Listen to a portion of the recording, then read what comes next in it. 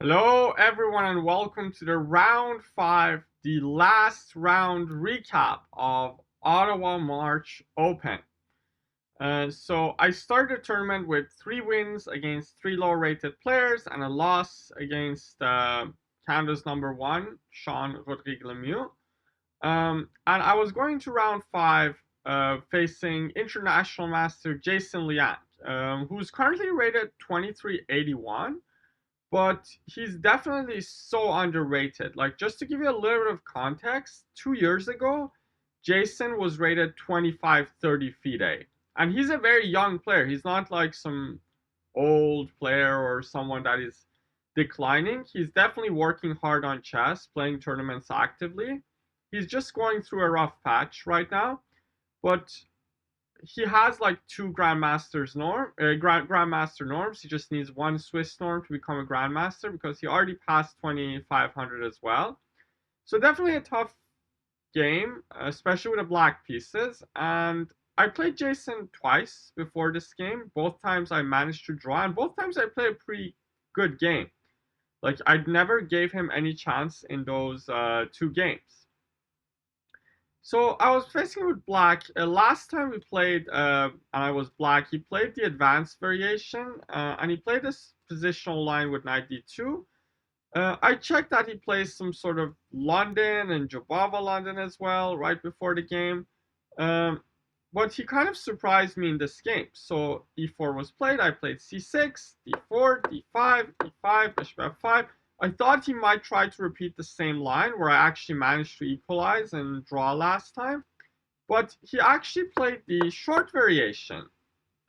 And I kind of did not expect that because I didn't see that he actually plays this line before the game. But I got kind of lucky in one sense.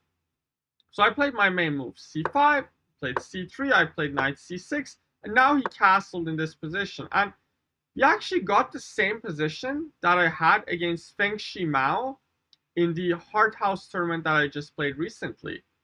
So this is actually a line recommended by Anish Giri in his Chessable course. That I think both Feng Shi and Jason used that course to prep.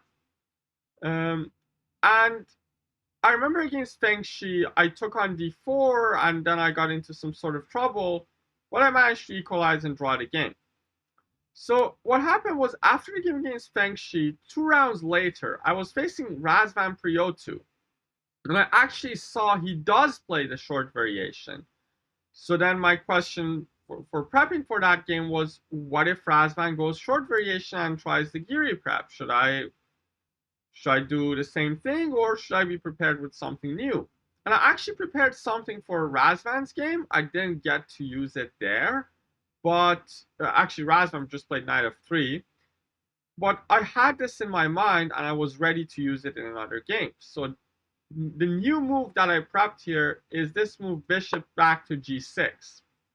Might look a little bit weird, but the problem is, when you take on d4, white is going to take with a knight and attack the bishop and knight at the same time. So now if you drop the bishop back, bishop b5 comes with tempo with some technical problems here. So I kind of anticipate that. Also, the other problem is that if I go knight g7 here, white is going to take and then try to cling on to this pawn with b4. So I go bishop g6 back, basically waiting for white to show the cards. And now I'm actually threatening to take, because now knight takes d4 is not possible, because I'm just going to take on e5 with the knight. So Jason, after a long thing, he was out of prep here. He played a very slow move a3, which is a good move actually, the most common move in the position. And now I take on d4 and play knight g7. So now I don't get all those problems with a knight on d4 and bishop on b5. And like, of course, there are a lot of nuances there. You can go a6 and let them take, but then they go some b4 and grind dark squares. Like, those lines are very complicated. But this one, I thought it's much more playable. So Jason plays knight c3, normal move. I go knight f5. And here, Jason finds the best move. Like, he was actually not in prep, or maybe he was just trying to recall, but he found all the best moves with thinking over the board. The best move that he played in this position is g4. Looks a little bit weird to weaken the king, but the problem is the only square I have is the square on h4. Of course, I can drop back, but that just defeats the purpose of bringing this knight here and trying to develop this bishop. So I play knight h4, Jason takes, I take back with a queen, and now he goes f4. Here's his whole idea. Even though he weakens his king, he's just threatening to go f5 and trap my bishop. So now I'm kind of facing an issue. I don't want him to just go f5 and squash my king. So I was actually in preparation still. Like, I was using the prep I made for the game against Razvan. I played h5, undermining this pawn on g4. So now if he goes f5, he does trap the bishop, but after h takes g4, he can't really take it because there's queen takes h2 checkmate. So he has to go g5, and now I play bishop to f5. And at this moment in the game, I actually had 1 hour and 36 minutes on the clock. I was just blitzing everything, and Jason was down to like 40 minutes. So the opening was definitely a success, but then he played rook f3, and I couldn't remember anything more at this point. And I started thinking for the first time here, and I was like, wait a minute, it's actually not so easy to play this position. Yes, positionally speaking, white weakened all these light squares, and these pawns look a little bit weak and overextended. But the problem is my queen is in the jail on h4. And if you give white 2 more moves, let's say bishop e3 and bishop f2, now my queen might get even trapped, and I just lose it. So I was like, I can't really play slowly. I can't just go bishop e7 short castle and play positional chess. I'm going to lose my queen. So I need to break things. And there are 2 options to do that. One is to go f6, and the other one is to go bishop g4 first and then play f6. So I was debating between these 2 options for a long time, and I actually decided to start with bishop g4. The point is that after rook g3, now I go f6, and the thing is he can't really take, because if he does, the h-file is going to open up and he's going to be in trouble. So it turns out that f6 is actually more accurate, but for some insane reason which I will show. So after f6, white just develops the bishop. Now I trade the pawns. And after bishop g4, rook g3, we kind of transpose to what I wanted to get. But you might ask, why can't you get it from the other move order? So I tried this move order, and now after bishop e3 takes, we get that exact same position that I just showed you. The problem is white has this insane idea, which I don't think any human is going to find, that starts with queen b3. So queen b3 is a normal move, attacking the pawn on b7, but I thought I just long castle, of course. But here, after bishop e3, f takes e5, white does not recapture f takes e5, and white does not recapture d takes e5, but white plays this insane move, bishop to a6. It just looks so weird. Like, there's no way someone finds that from distance and just plays it with a straight face. I doubt even Magnus will find such a move from distance. So the line just keeps going. For instance, if I just defend my pawn on b7, he's going to take. Now I just take the bishop. I'm up a full piece. And then he has to realize that after rook c1, rook c7, queen a4, knight b8, the only move, knight a2, gives white a slight advantage here. I mean, who's going to evaluate this position is another thing. And it doesn't even stop here. If I take the bishop with ba6, there's this crazy line rook c1, putting pressure on the c file. So if I take on f4, he just goes knight takes d5 and blasts open my king. Even this still requires so much calculation. But there's this more insane line, bishop to c5, trying to block the c file and then go d4. But then white finds knight to a4, only winning move. And now you guys can just for fun pause the video and try to find black's best idea to stay in the game. The best move for black in this position is to go bishop to d1. And okay, I don't really want to go further in that. Like, you just sack to deflect the queen or the rook, and then you get this position where white is better because if you open c file, like, I think I've seen enough. Like, I don't think in a practical game of 2 humans, bishop g4 and f6 are that different, and both of them will lead to this position, which we got in the game. We're normal humans. We don't play like that with queen b3 and bishop a6. So I play bishop e2, attacking this pawn on g5. And here I remember Jason had a pretty long think and decided to play queen to c2. And here, initially, I was a little bit worried. I was like, I'm kind of in trouble because if I take on g5, now queen g6 comes and I lose the bishop, so I really can't take the pawn. Now I was like, the rook is going to come to f1, and I want to control the f file. And if I castle, my king is actually not pretty safe on g8. I wanted my king on the queen side, but I wanted to control the f file. And if I just go rook f8, he's just going to give this check and win my pawn. But I realized after a long think that I can trade off the bishops. He's of course going to take with a knight. And now I play rook to f8. So first of all, I control the f file. I keep my king flexible to go to castle queen side or even king d7 because center is close. King to center is actually pretty safe with this closed center. Literally, there are also no pawns on the c and f files. So if I hide my king here, there's not going to be any breakthroughs in the future as well.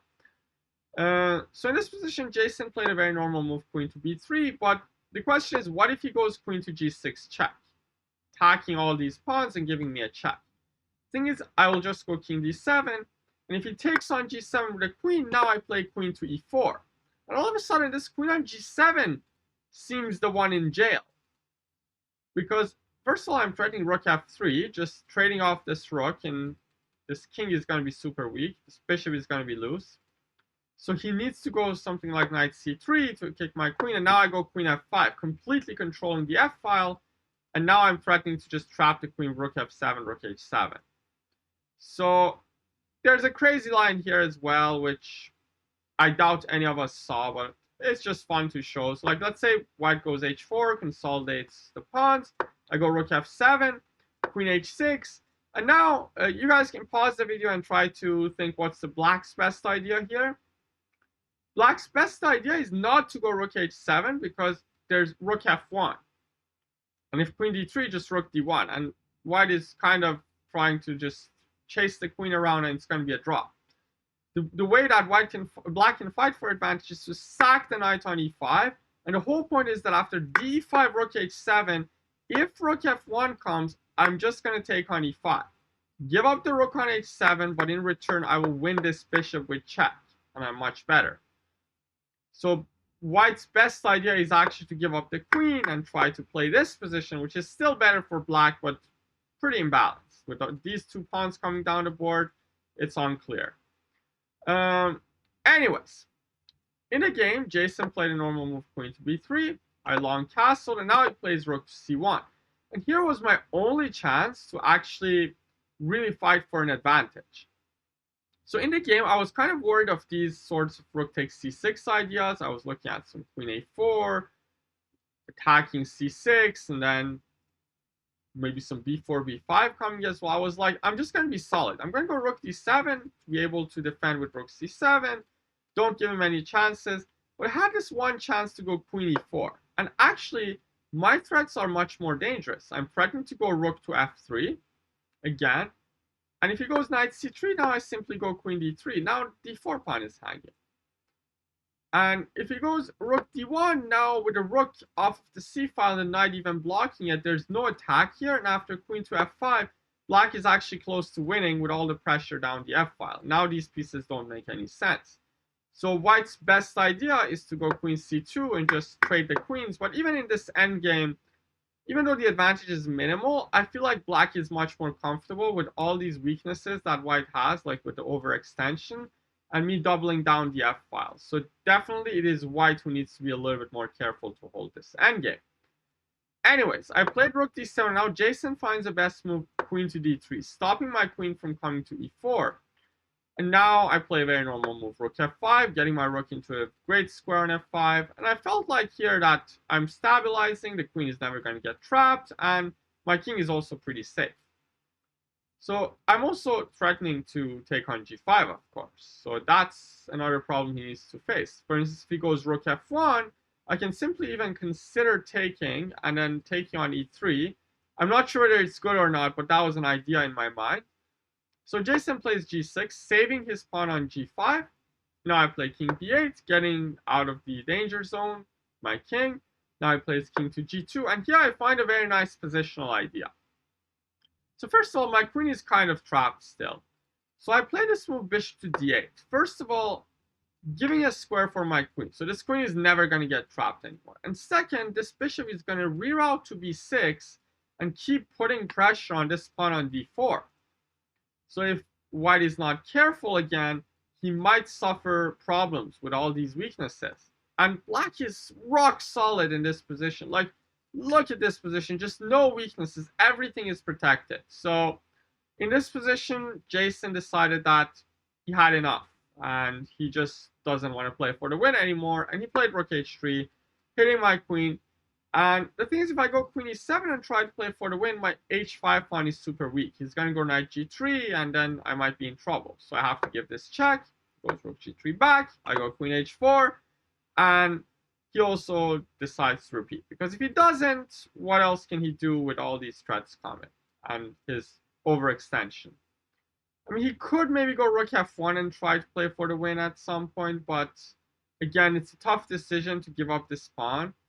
But yeah, I think draw was the fair result here. He repeated one more time, and in this position, 3-4 repetition, draw was agreed, and I was pretty happy with this result. Actually, after the game, I thought maybe I had something that to play for the win at some point, but after I checked, I saw that it was a pretty good game from both sides.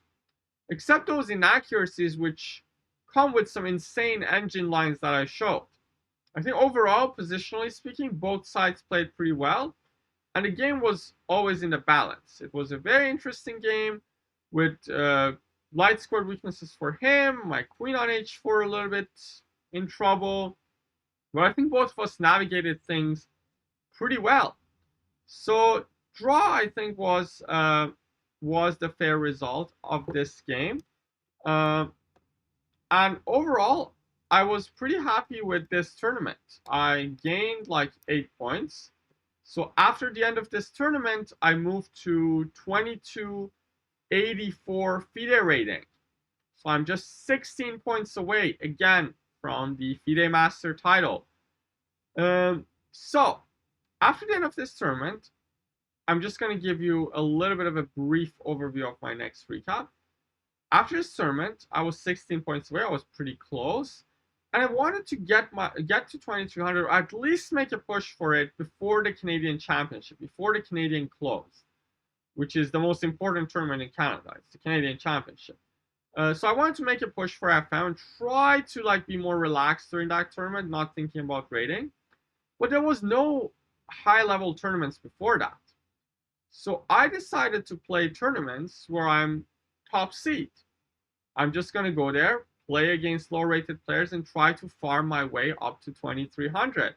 So I was just trying to play every tournament possible to at least make a push. I know it's very dangerous, but I wanted to make a push for FM after this tournament. And lo and behold, I played 10 games, 10 FIDE-rated games after that tournament, and I needed to win all 10 of them to become FIDE Master. So since there are so many games, I don't want to make recaps for each one of them. So I think in the next recap, I'm just going to go through all 10 of them very briefly and tell you what happened in the end. So stay tuned for the next recap. It's going to be a special one. I'll probably blitz through the games, maybe 4 minutes each. And we will see whether I can farm my way up or someone will cause an upset. Thank you so much, guys, for watching. Let me know your comments about this game in the comment section down below, and stay tuned for the next and the final recap before my important tournament, the Canadian Championship. Have a good one, guys. See you soon, and goodbye.